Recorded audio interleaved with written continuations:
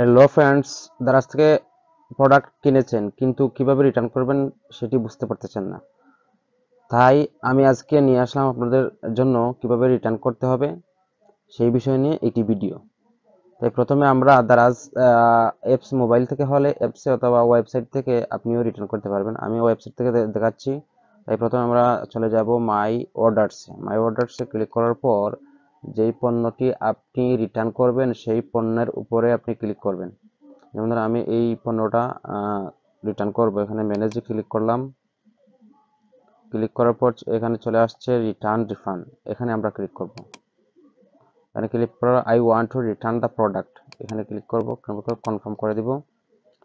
Confirm করে দেওয়ার পর কি সমস্যা এখানে এটা বলে দিব আমি। Item damage, broken, has rent or scratch, এটা ক্লিক করলাম। তারপর কি সমস্যা এখানে লিখে দিব। আইটেমটা ভাঙা আছে, আইটেমটি ভাঙা আছে, এটা আমরা লিখে দিব। তারপর প্রিপেয়ার্ড অপশন, টাকাটা কিভাবে আনবেন। দারাজ ভাউচার বলতে এই ভাউচার দিয়ে দারাজে অন্য কোনো প্রোডাক্ট ক্রয় করতে পারবেন।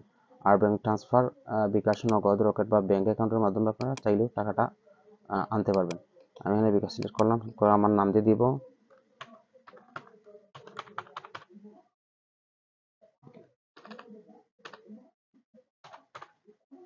তারপরে বিকাশ অ্যাকাউন্ট নাম্বারটা দিয়ে দিব।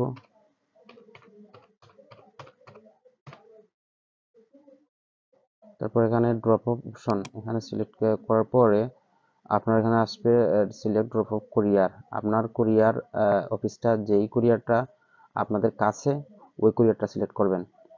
যেমন এখানে বিডি পেপারফ্লাই এপিআই আছে, বিডি রেডেক্স এপিআই। আপনাদের যদি পেপারফ্লাই কাছে থাকে তাহলে পেপারফ্লাই সিলেক্ট করবেন, আর যদি রেডেক্স এপিআই কাছে থাকে তাহলে রেডেক্স এপিআই সিলেক্ট করবেন। আমি এখানে রেডেক্স এপিআই সিলেক্ট করলাম।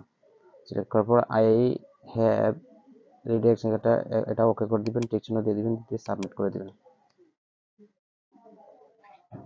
সাবমিট করে দেওয়ার পর ওই রিটার্ন হ্যাজ সাবমিট সাকসেসফুলি।